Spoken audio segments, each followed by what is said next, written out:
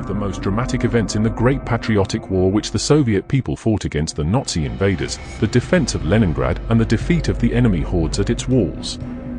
It is also the story of the unparalleled courage that was shown by those who defended the great city on the Neva. History has many examples of staunch resistance to foreign invasion. The ancient Spanish fortress of Numancia was besieged by Roman legions. Its Celtiberian defenders died to a man, but did not surrender to the enemy. No less strong a love for their native land was shown by the small garrison of Russian soldiers that for almost a year in the 16th century defended the town of Pskov on Russia's western borders from the invading armies of the Polish king, Stefan Batory. This event, known in history as the Great Pskov Sitting, ended in victory for the besieged. But in the terrible years of the Nazi blockade, the worst and longest siege in history, the people of Leningrad showed greater steadfastness, greater love for their motherland and greater hatred of the enemy than even the defenders of Numancia, of Pskov and of the many other places in history famed for the great feats of resistance put up by their defenders. Leningrad had no fortress, walls, no forts and no bastions, yet its defenders made the city an impregnable fortress. And it was on this fortress that the turbid wave of fascist invasion, which fell upon the northwest corner of the Soviet state, was at last broken. The events related in this book are not only treated on the basis of historical documents. Its authors were themselves among the troops defending Leningrad for the whole 900 days of the siege. As direct participants in the battles and eyewitnesses to life in the besieged town, they at times recreate pictures of the past from their own memory in the hope that this will bring home better to the reader the stern reality of those terrible days of more than 4 decades ago. The city of Russian glory. Leningrad. Founded in 1703 by Peter the Great, this city on the Neva has played an exceptional role in the history of the Russian and the Soviet people, special place in the hearts of Soviet people for its contribution to strengthening Russia as a state, for the fact that it was the cradle of the liberation struggle of the peoples of Russia against autocracy and serfdom, for its glorious revolutionary, military and labor traditions, and for the fact that Lenin lived and worked there for many years. One of the most beautiful cities in the world, Leningrad has been called the Northern Palmyra. Here are to be found some of the world-famous architectural monuments and ensembles: the Peter and Paul Fortress, the Alexander Nevsky Lavra, the Smolny Institute, the Strelka Complex and the Exchange on Vasilyevsky Island, the Palace Square with the Winter Palace, the Alexander Column and the Arch of the General Staff Headquarters, the Decembrist Square with its monument to Peter the Great and St. Isaac's Cathedral, the Nevsky Prospect, the Mars Field, the Summer Garden, Engineers Castle, the Academy of Arts, the Admiralty and many, many others. The broad, straight prospects and streets, the magnificently designed squares, the exquisite bridges across the innumerable rivers and canals, and the many palaces and parks lend the city a beauty that is completely unique and leave the beholder with a feeling of wonderment at the skill of the men who built them. Leningrad is particularly beautiful during the summer white nights. The waters of the mighty Neva roll majestically into the Gulf of Finland, while thousands of people come to the embankment to admire with no thought for the late hour on the play of colors of its never-ending dawns, and watching as the bridges are raised and lowered to allow the passage of ships. And on hot summer days, which, it is true, are not so many in Leningrad, the luxuriant foliage of the age-old trees on Krestovsky Island, in the summer garden or in the many old parks around the city provide shade for its residents and the numerous tourists which visit it. The magnificent museums and palaces in the suburbs of the city attract tens of thousands of art and beauty lovers from all over the world. For almost 3 centuries the city on the Neva has been the focal point for progressive thought and one of the world's centers of progressive culture and art. Its numerous scientific institutions, palaces, museums and theaters contain some of the finest creations produced by human civilization. The art collection of the Hermitage Museum alone numbers more than 2 million exhibits. It was in Leningrad that the Academy of Sciences was founded. Here the first natural scientist, poet, painter, historian and ardent champion of Russian enlightenment and scientific development, Mikhail Lomonosov, lived and worked together with many other world-famous scientists and scholars.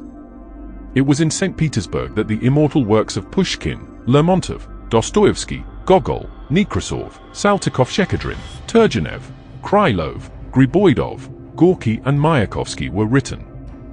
And it was also here that Glinka, Borodin, Mussorgsky and Rimsky-Korsakov composed their beautiful music, and the magnificent canvases of Repin and Surikov were first shown to the admiration of those who beheld them.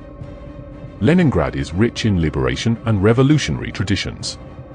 On December 14, 1825, the first revolutionary action in Russia took place, the uprising of the Decembrists on Senate Square. Living and working in Saint Petersburg, the revolutionary Democrats, Belinsky, Chernyshevsky, Dobrolyubov and Pisarev educated a whole generation of Russian revolutionaries. During the 1860s and 1870s, St. Petersburg was the center of revolutionary populism. Blagoyev, Torkisky and Bruzhnev formed Russia's first social democratic groups here, while Viktor Obnorsky and Stepan Kalchurin set up the first political organization of the Russian proletariat under the name of the Northern Union of Russian Workers. A new and extremely important stage in the revolutionary history of the city began in 1893 when Vladimir Lenin moved there. The young revolutionary soon won recognition as the leader of the Marxists and devoted much time and effort to forming a revolutionary Marxist party. In the autumn of 1895 he brought all the Marxist circles of St. Petersburg together, forming the St. Petersburg Union of Struggle for the Emancipation of the Working Class. This organization conducted political propaganda among the workers, headed the strike movement, thereby fusing socialism with the working class movement.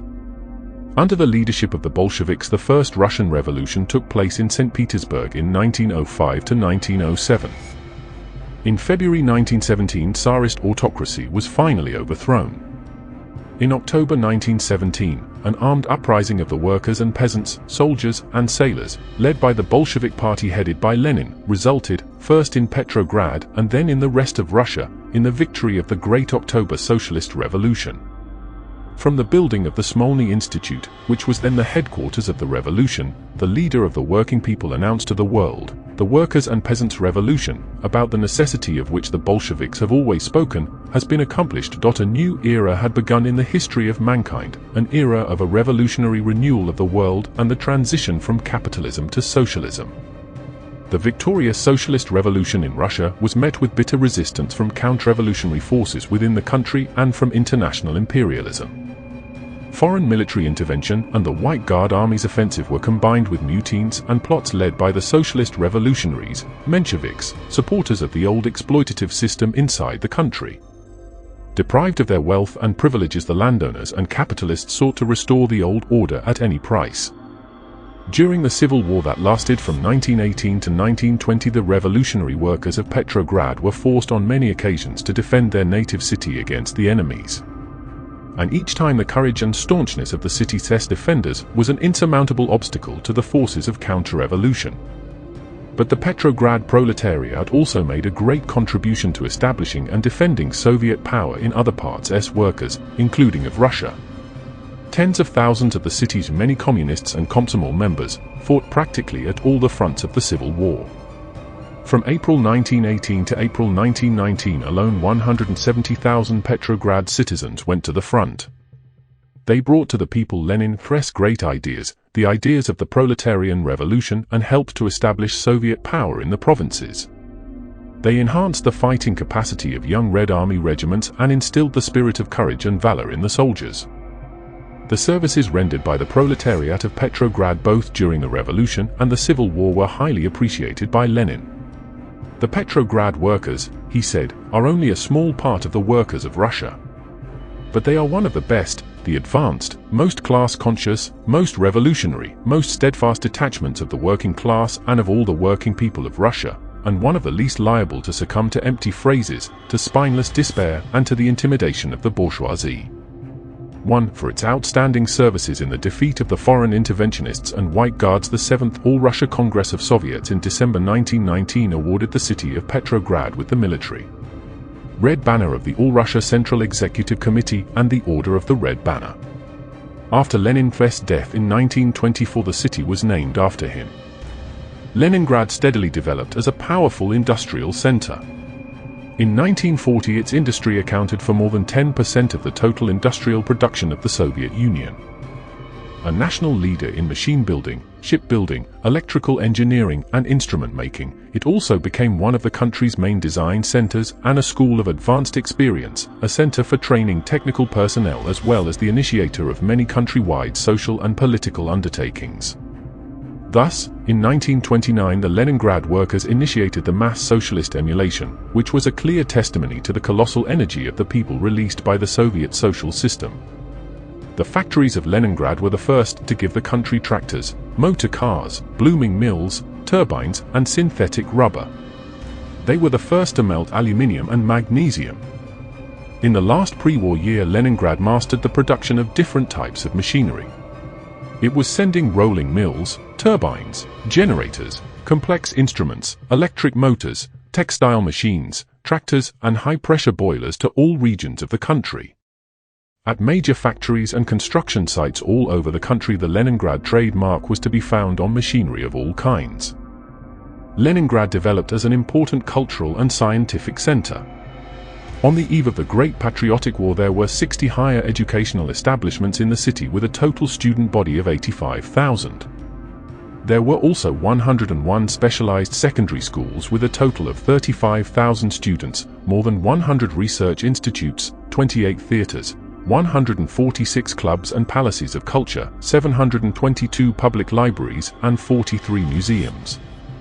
The second largest city in the USSR, Leningrad also played an important role as a major port and railway junction. Ships from all over the world docked at the commercial port of Leningrad, and 12 railroads connected the city with towns in the north, south, east, and west. The dry docks and wharfs of Leningrad provided the country with a large part of its shipping of different tonnages. Thus, on the eve of the Great Patriotic War, Leningrad was a city of steady growth and development.